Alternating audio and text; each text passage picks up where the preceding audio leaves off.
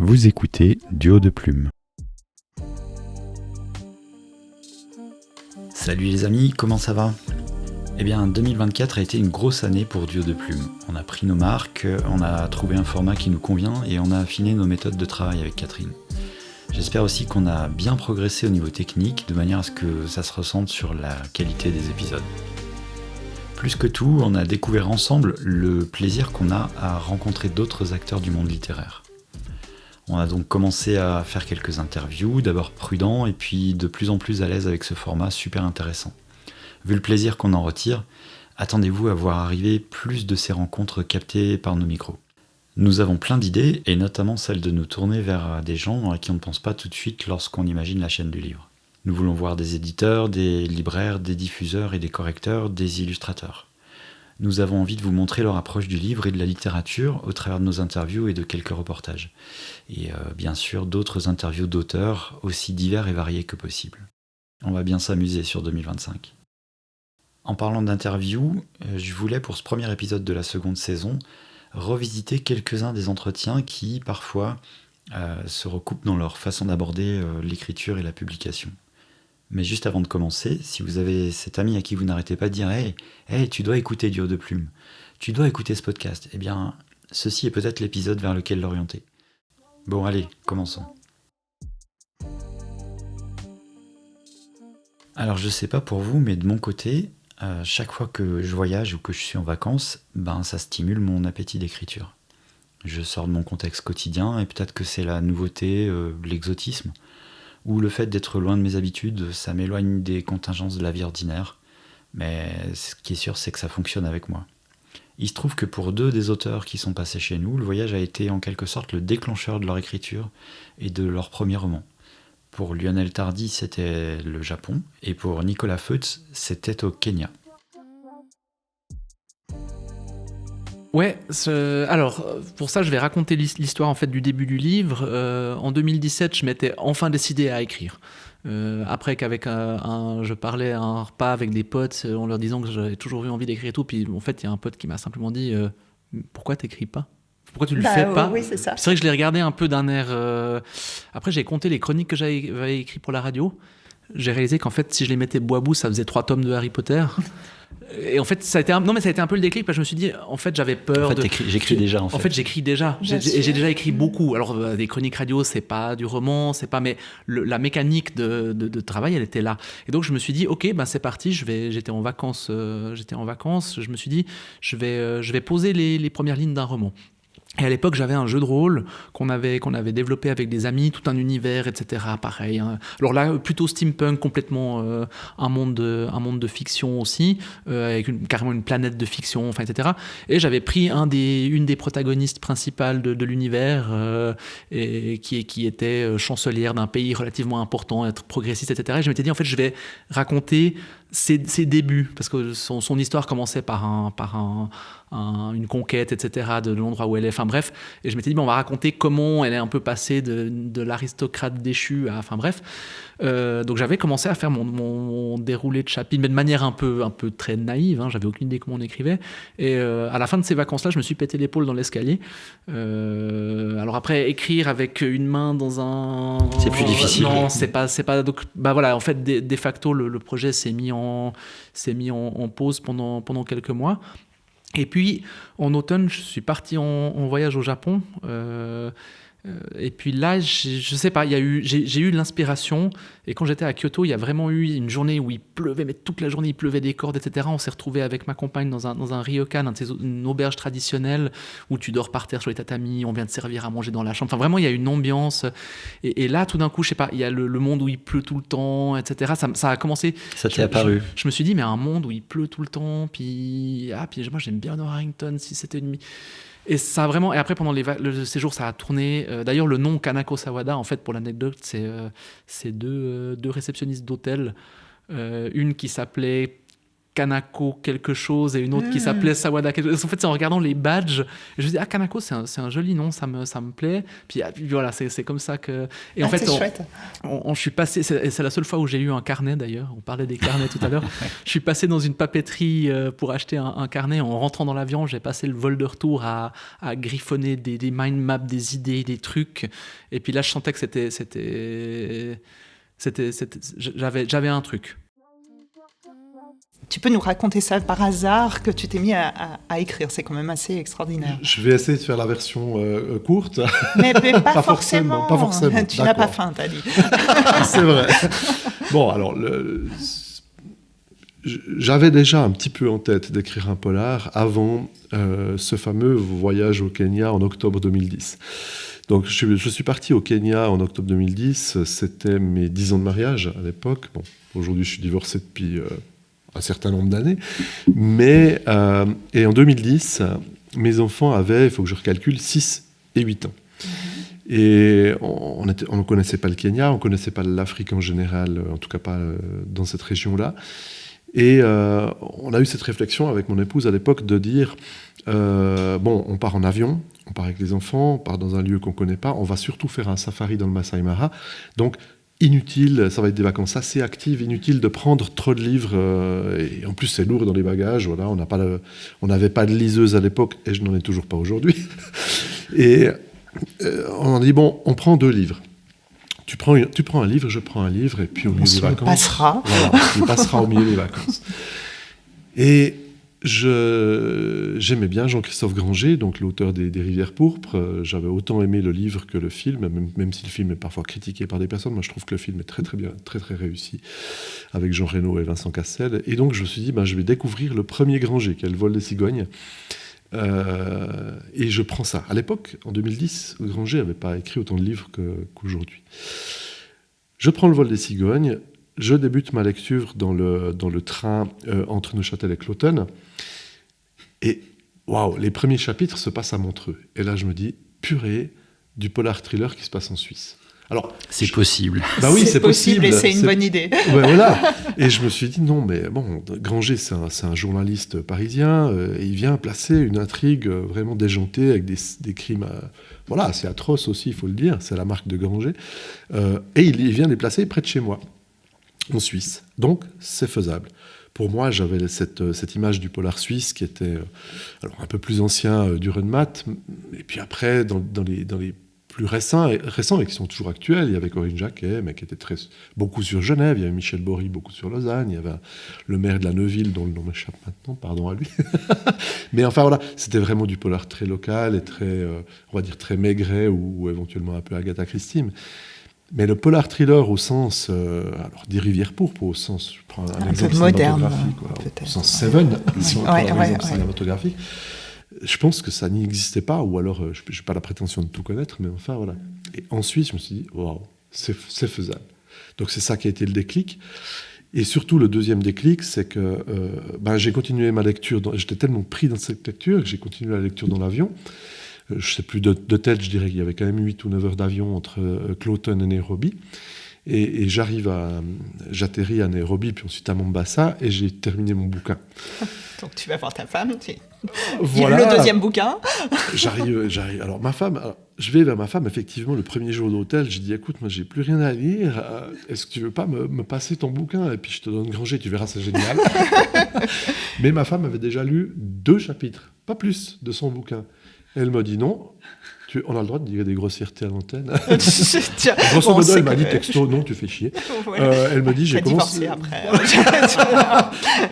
Elle m'a dit, j'ai plongé dans mon bouquin, enfin, j'ai lu certes que 2 chapitres, mais je suis déjà dedans.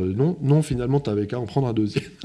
Moi, elle n'a pas complètement tort, je ne veux pas la défendre, voilà. Mais j'aurais sans doute dit pareil.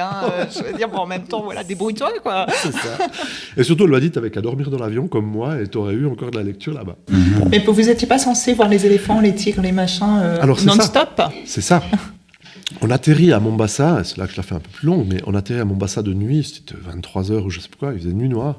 Un chauffeur de l'hôtel vient nous chercher à l'aéroport, il nous dit il y a encore 30 minutes de route jusqu'à l'hôtel, ok, pas de problème. On quitte Mombasa et déjà là, Mombasa, 23h le soir, c'est déjà un peu la banlieue, quoi. C'est caricatural, mais c'est le cas. C'est de la piste.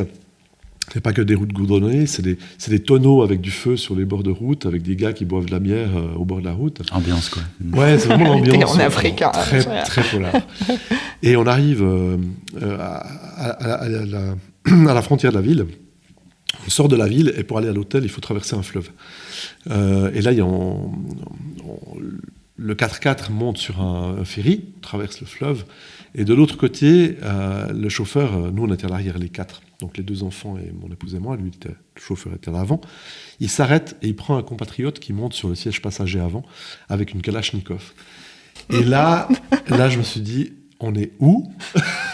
Et que va-t-il nous arriver ? On va se faire enlever. Mais oui.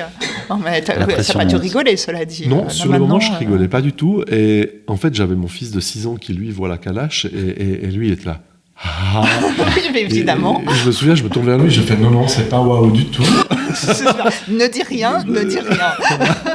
Et il y a le chauffeur qui se tourne vers nous avec un grand sourire et qui nous fait no problem, security.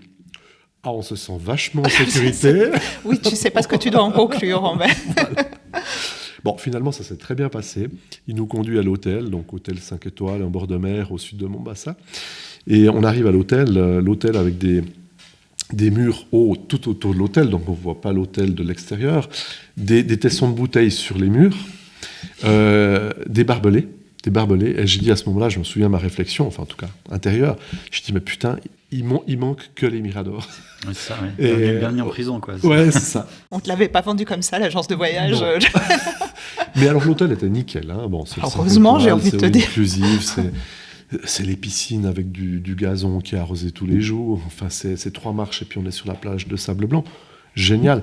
Mais dans le périple, j'ai oublié un truc, c'est que avant de passer dans le Masai Mara, on faisait 4 jours ou 5 jours de balnéaire.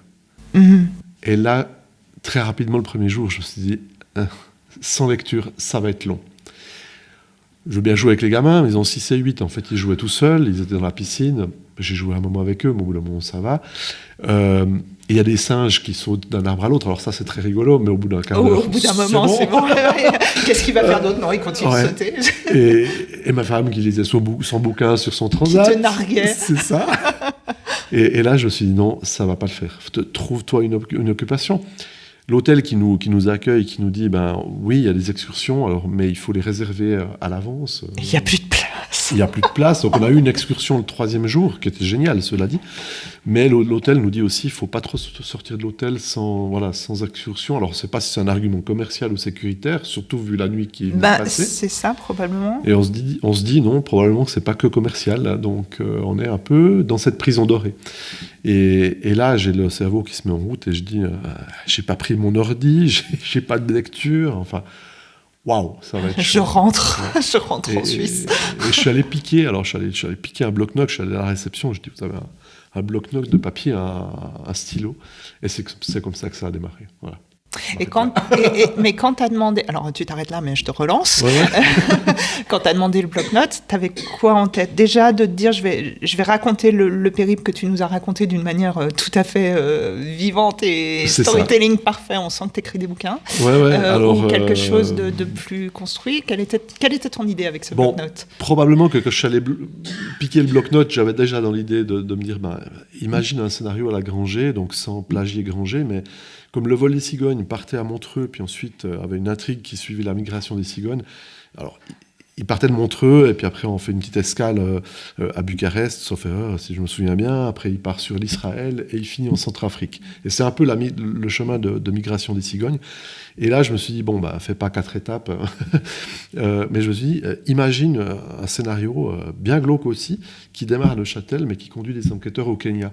Et c'est l'occasion, finalement, au lieu de faire un album photo des vacances, de raconter le périple qui part de Cloton, qui, d'ailleurs, dans mon premier livre, on retrouve exactement ce que je viens de dire. Donc, il y a l'enquêteur qui est à Cloton, il y a le petit train, là, le métro de Cloton, le Sky Metro, je crois qu'il l'appelle, avec avec les bruits de vaches. Avec les bruits de vaches, Heidi. Donc même ça, c'est dans le bouquin. Et après, ce voyage au Kenya, c'est arrivé à Nairobi, enfin escale à Nairobi, atterrissage à Mombasa, et cet épisode du ferry, du gars avec la calache, tout ça se retrouve dans mon premier livre, quoi. Et après, par contre, alors ça part en live. Mais voilà. Mais donc, tu t'es mis là-dedans à fond, tu as écrit pendant, j'imagine, la fin de tes vacances. Tu n'as quand même pas terminé le bouquin à la fin de tes vacances. Donc, quand tu es rentré, ça aurait pu finalement...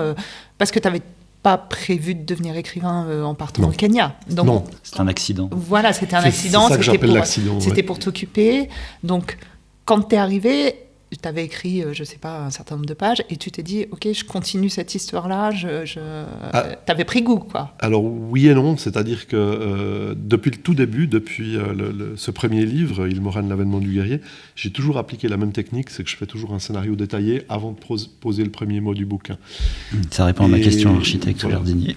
Ouais, et j'ai jamais écrit le texte. Alors ça m'est arrivé d'écrire le scénario, en l'occurrence le scénario du premier, ou des bouts de scénario des suivants, sur papier. Mais les mots ensuite du bouquin, poser les mots du bouquin sur papier, jamais. Donc c'est toujours sur l'ordinateur, et j'avais pas mon ordinateur avec moi. Et de toute façon, je savais pas comment on faisait. Enfin, il fallait... J'étais vraiment dans la... Il y a une technique aussi, oui, il faut apprendre. Hein. J'étais dans la phase scénaristique, et donc, en revanche, en 10 jours, j'ai effectivement fini le scénario d'Ilmoran, l'avènement du guerrier. Je suis rentré du Kenya avec le scénario, et je crois que le lendemain, après avoir rangé mes valises, le lendemain, je me mettais à l'écriture. C'était grosso modo autour du 15 octobre. C'était la fin des vacances scolaires d'octobre, quelque chose comme ça. Et le 23 décembre, je posais le mot fin. Wow. Enfin, qui n'existe pas, mais... Voilà. Et puis, il y a aussi ce qu'on peut appeler pudiquement le processus d'écriture. Processus qui peut être très différent d'un auteur à l'autre et d'un genre à l'autre. Ici, on a Lionel Tardy qui a attaqué son histoire par petits bouts ressemblant à des novellas et qui ont fini par s'assembler pour donner son roman Terre sauvage. Pour Abigaël Serran, la genèse de ses écrits peut passer par des idées qui lui viennent sous la douche et qui finissent par l'obséder au point qu'elle doit s'en occuper juste pour s'en débarrasser. C'est un concept qu'elle décrit aussi avec les personnages, comme s'ils s'imposent dans sa vie, venant avec l'idée et occupent son esprit jusqu'à ce qu'elle couche sur le papier toute sa structure. Abigail ne peut pas commencer avant d'avoir un titre, la première phrase et la dernière scène de son histoire. En fait, elle écrit beaucoup dans sa tête avant de s'attaquer à ses manuscrits. Et puis on a Nicolas Feutz, qui est un écrivain très rapide, avec des premiers jets qui déboulent en quelques semaines, c'est impressionnant. Personnellement, j'ai jamais réussi à écrire aussi vite, je pense que je suis un écrivain lent. Et enfin, on reviendra vers Abigail, qui sait trouver les mots pour décrire la torture que c'est d'écrire un roman, et qu'on ne l'y reprendra plus, enfin, jusqu'à la prochaine idée obsédante, bien sûr. Alors, c'est un défi à toi-même, parce que finalement, tu es quand même parti sur pas le roman que tu voulais écrire au départ. Non, c'est ça. Et en fait, j'ai pris dans mes notes... En termes de pas se mettre en échec, ça se pose là quand même. Si tu veux, j'ai pris dans mes notes, dans la biographie de Kanako, j'avais 2 lignes qui expliquaient comment Kanako rencontre Sheena. Et ça, j'en ai fait les 20 premiers chapitres. Effectivement. Ce qui explique aussi peut-être le niveau de zoom qui est... D'accord. Oui, et en fait, quand j'ai terminé la première partie, j'ai pris beaucoup de plaisir à écrire cette partie. Je me suis rendu compte qu'elle était à la fois grosse, mais pas non plus. En tout cas, pour la proposer à l'édition, ça aurait été compliqué. Et je me suis dit, mais en fait, j'aime bien ce format, donc je vais en faire une autre. Je vais faire une autre petite histoire. Et puis, à l'époque, j'avais un peu demandé à mes bêta-lecteurs et mes bêta-lectrices, mais c'est quel personnage vous avez aimé, etc. Et il en était ressorti que, étonnamment, à l'époque, c'était le personnage de Kenshin, la jeune recrue, un peu encore maladroite, etc. Qui était assez secondaire dans le... Voilà, un homme, je précise. Pour anticiper la question. Une recrue, mais c'est Kenshin, c'est un prénom masculin. Et puis, je m'étais dit, puisque c'est un personnage qui apparemment a intrigué les gens, je vais faire une nouvelle plus spécifiquement axée sur lui, où Kanako arrive, mais à partir du chapitre 5, et en fait c'est la fin de l'histoire, et là c'est vraiment, là il est plus recru, il vient de commencer en tant que soldat, puis on découvre son nom. En fait c'est un peu ce qui se passe pour Kanako dans le premier, mais pour lui. Et une fois que j'avais eu ces 2, je me suis dit, 2, ok, mais pour faire un recueil, il faut que j'en ai 3. Donc là, je suis parti sur la 3e histoire, où là, Kanako n'est plus... Là, elle est officière, elle a fait de nouveau une année d'ellipse, et puis là, on est de nouveau dans les terres sauvages, dans un truc un peu plus... Puis je voulais pas faire encore sur un autre personnage. Je me suis dit, là, il faut qu'on revienne sur Kanako. Et puis, après avoir fait ces 3 éléments, ça m'a pris, ça m'a pris 2 ans et demi à peu près. Je sentais... En fait, j'avais posé les histoires des personnages, donc maintenant je savais comment ils réfléchissaient, je savais comment ils parlaient, je savais les relations qu'ils avaient entre eux, au-delà de juste des notes dans un document que tu écris en 2 semaines. Et je sentais que j'étais prêt, en fait, pour attaquer le roman. Et j'ai attaqué le roman relativement dans la foulée. Une fois que j'ai fini les corrections de la 3e nouvelle, j'ai attaqué le... Alors, en principe, j'ai bon, comme souvent, je pense que c'est la même chose pour vous. Il y a une idée, et puis il y a une idée qui... Enfin, il y a plein d'idées, mais comme disait ma première éditrice, il y a les idées sous la douche qu'il faut retenir. Isabelle Cardis, que je salue, et qui m'avait donné ce conseil d'écouter les idées qu'on a sous la douche, qui était d'ailleurs, à mon avis, un excellent conseil. Et puis, il y en a, voilà, dans le flux des idées, il y en a tout d'un coup une qui est un peu récurrente, qui revient, qui se maintient. Et, une qui s'accroche. Ouais, une qui Catherine s'accroche. fonctionne comme ça aussi. Ouais, exactement. Une qui s'accroche, et puis souvent, tout d'un coup, il y a un personnage qui émerge, qui commence à nous accompagner. Moi, je les vois. Alors, à part ça, tout va bien dans mon cerveau. Je sais qu'on est à proximité de Malévo. On est entre nous, mais voilà. Mais voilà, je les vois. Ils me parlent pas, mais je les vois. J'ai d'ailleurs eu une conversation très drôle avec Philippe Lamont où ces personnages lui parlent. Le public nous regardait en se demandant s'il fallait nous faire enfermer. Mais ils sont là, ils sont présents, et puis ils se maintiennent. Et souvent, pour que le projet passe au stade suivant, il faut que le titre s'installe. À part pour d'ici et d'ailleurs, les titres de travail ont toujours été les titres définitifs. Et je suis toujours pas tout à fait convaincue qu'on ait bien fait de changer, mais bon, voilà, c'est une autre histoire. On ose te demander quel était le titre. Oui, c'était La nièce de l'écrivain, le titre initial. Ah oui, c'est vrai.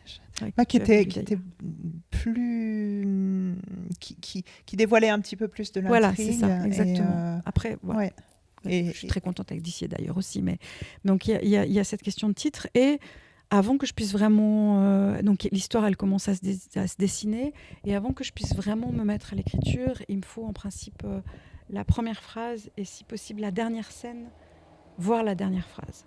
Et à partir du moment où il y a ces 3 facteurs, il y a des chances pour que le roman aille au bout. Sans ça, j'ai commencé des projets qui n'ont jamais abouti. Donc je pense que c'est surtout ça. Et je me rends compte, plus les années passent, plus je me rends compte que, en fait, il y a un très long temps de maturation. De maturation, oui. Ouais. Et que ça, vraiment, il n'y a pas très longtemps, il y a une année à peu près, j'écrivais vraiment très très peu, et j'ai dit, dans une conversation, j'ai dit « Oh mais j'écris plus ».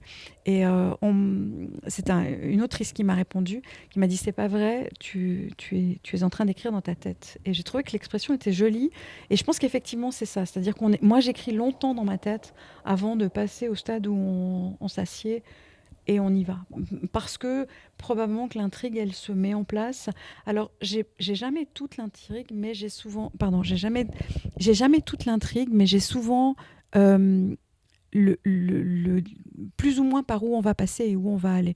L'exemple que je donne toujours, c'est un petit peu comme si maintenant, ensemble, on décide qu'on va au bord de la Méditerranée, on part de Montaix.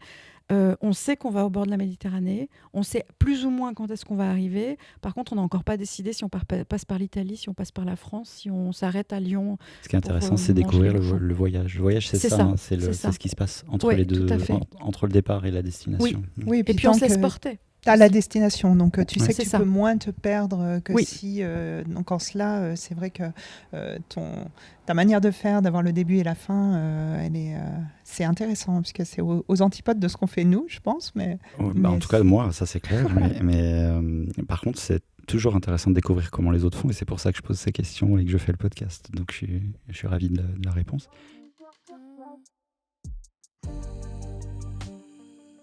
Ah ouais, tu as toujours cette vitesse d'écriture? Oui, ouais. Alors il y a des livres qui m'ont pris un petit peu plus de temps, d'autres un peu moins. Je me souviens d'un livre où j'étais vraiment à fond dedans, c'était Les Bouches. C'était mon 6e livre, et celui-là, je l'ai écrit en 40 jours. Et ouais, là, j'ai battu les records. Ouais. Bon, c'était pas le plus long non plus. Hein, mais... Vu ton emploi du temps dont nous parlerons tout à l'heure, je pense qu'il vaut mieux que tu consacres pas trop de temps à l'écriture elle-même.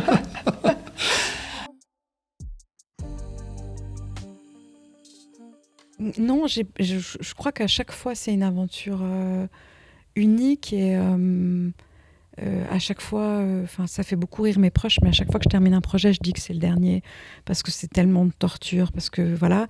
Même donc moi, ça me fait rire. voilà. Et maintenant, ils rigolent. Au début, ils me croyaient.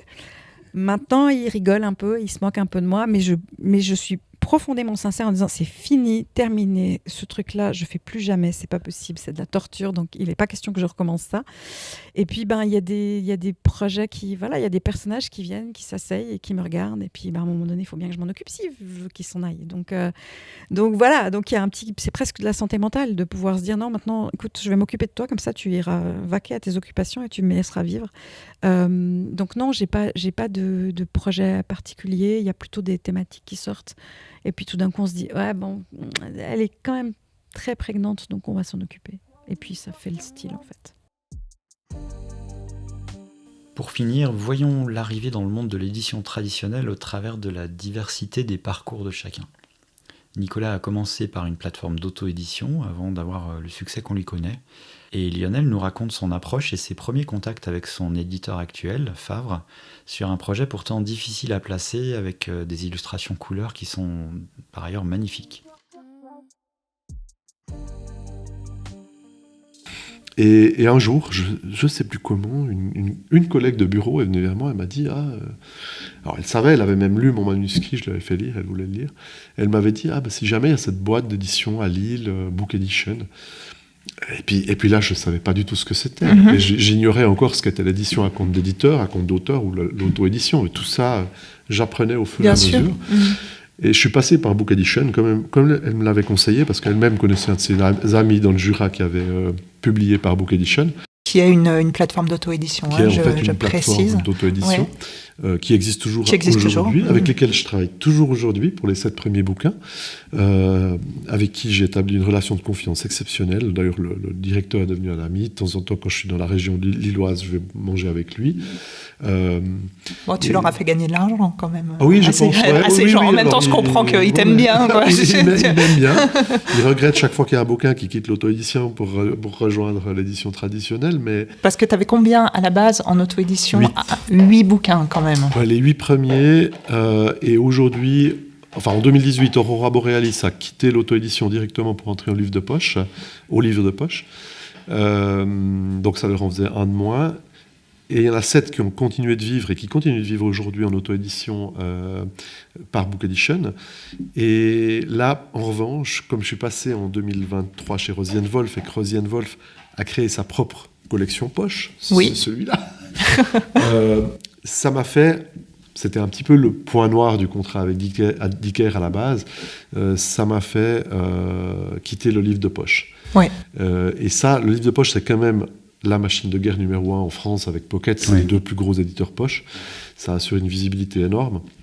Et donc, en janvier de l'année dernière, janvier 2023, j'ai pris le TGV pour Paris parce que je dis toujours, quand on divorce ou quand on se sépare, dans un couple, il faut le faire... en face à face. C'est mieux qu'en SMS, c'est plus élégant. Voilà. On ne le fait pas par mail, par message ou par téléphone, ni même par téléphone. Donc je suis allé voir le livre de poche à Paris, mais j'avais quand même une petite idée derrière la tête. Et en fait, j'ai débarqué chez eux avec les 7 premiers titres auto-édités, en leur disant, rappelez-vous, 2018, vous m'avez repris Aurora Borealis. J'y suis allé un peu à la gonflette en disant, j'en ai encore 7 si ça vous intéresse. 8 en réalité, parce qu'il y a encore un Slatkin et compagnie qui n'est pas passé au livre de poche, qui est le diptyque du Covid. Et je m'attendais à ce qu'ils me disent, non, écoute, c'est ton choix de nous quitter, ma foi, tant pis, c'est notre tort. Et je crois qu'il a fallu 24 secondes à la grande directrice du livre de poche qui était là pour me dire, ok, je prends. Génial. Donc, on a signé un contrat pour tous les auto-édités. Mais en revanche, toujours avec la même règle du livre de poche qui est un livre par auteur et par année. Ce qu'un éditeur lui-même, un éditeur parisien m'a dit un jour, il m'a dit nous, on lit la première page, donc même pas le premier chapitre, on lit la première page, la dernière page et une page au milieu prise au hasard. Donc, en réalité, qu'est-ce qu'ils peuvent lire avec ça? Ils ne peuvent juger que du style. Oui. Ils peuvent pas juger du scénario, ils peuvent pas juger de l'histoire. Si c'est un polar avec des rebondissements, ils peuvent surtout pas. Après, alors c'est ce qu'on disait dans l'épisode qu'on a enregistré avec Cyril. Il y a aussi des maisons d'édition qui te demandent, et ça se fait de plus en plus maintenant, qui te demandent le synopsis et le premier chapitre ou les premières pages. Et ça, c'est un petit peu plus malin, je trouve, parce que ça te permet quand même de voir s'il y a une intrigue qui tient la route, s'il y a une originalité, regarder quand même un peu le style et donner un petit peu plus sa chance à l'auteur que simplement la technique que tu disais.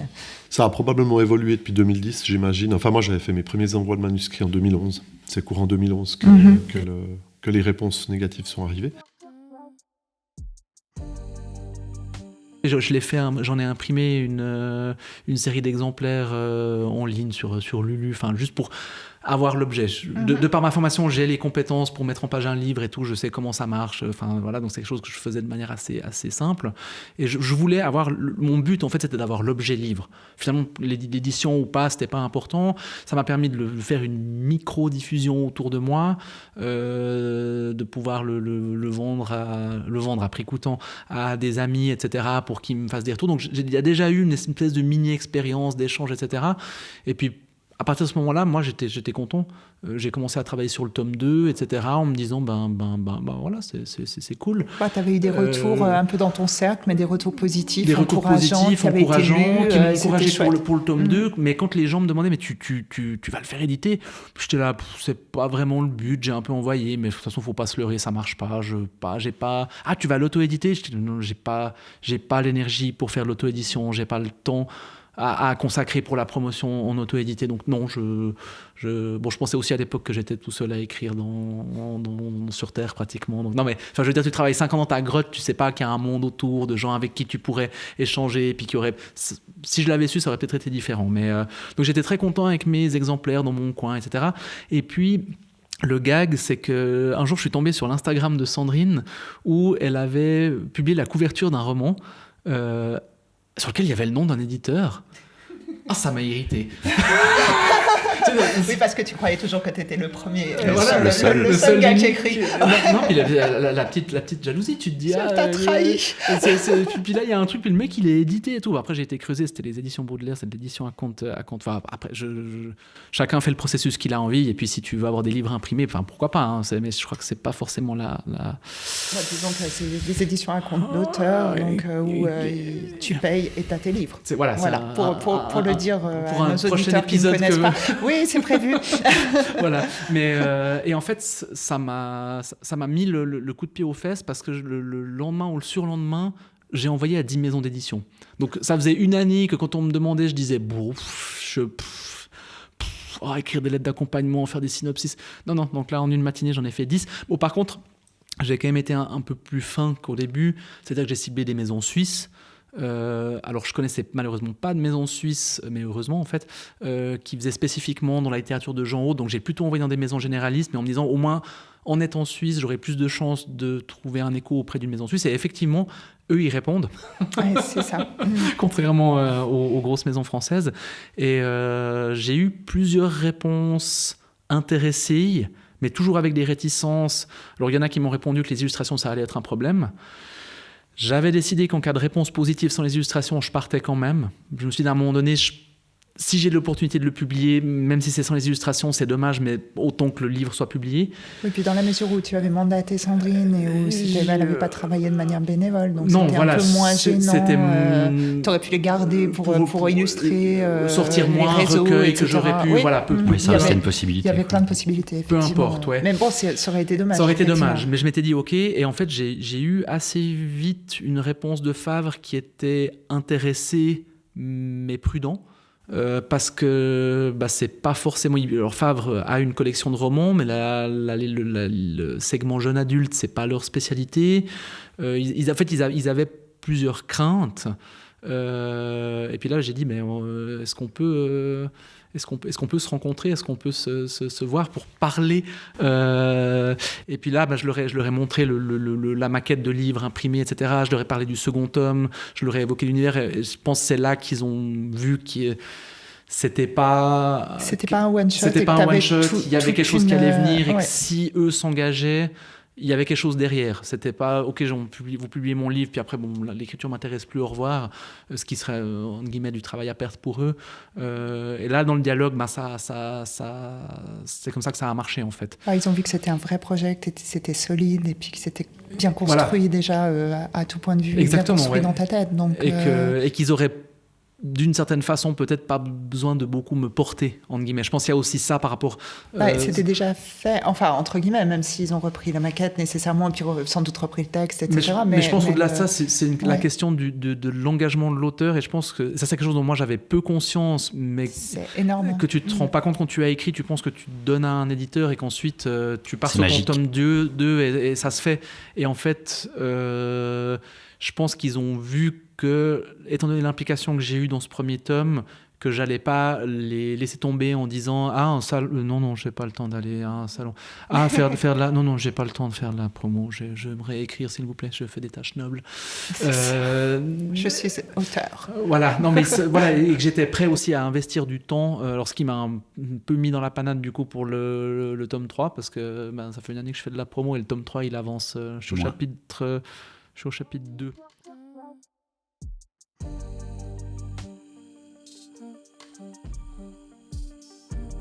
Bon voilà, c'est déjà fini pour ce premier épisode, mais on se retrouve dans 15 jours avec un retour au format classique et un peu plus long. On a prévu un joli programme pour 2025 avec plus d'entretiens, des visites, des reportages éventuellement, et toujours nos classiques décortications sans fioriture et sans se prendre la tête des différents composants qui font la littérature comme on l'aime. Je remercie chaleureusement Nicolas Feutz, Abigail Serran et Lionel Tardy, et j'en profite pour vous souhaiter à tous une excellente année 2025, et pour faire un coucou particulier à tous nos copains du Gay League, le groupe des auteurs helvétiques de littérature de genre. À dans 15 jours. Ça peut tout changer, parce que ça crée du lien, et un lien qui dure longtemps. Un texte, c'est un ruisseau, par moments il est très lent, par moments il va très fort. Tous les abrutis de marcheurs au pas de la voie que vous êtes devraient lire les livres au lieu de les brûler. Mais vous couchez avec tous vos auteurs, dites-moi. Je ne bosse plus du tout avec des connards.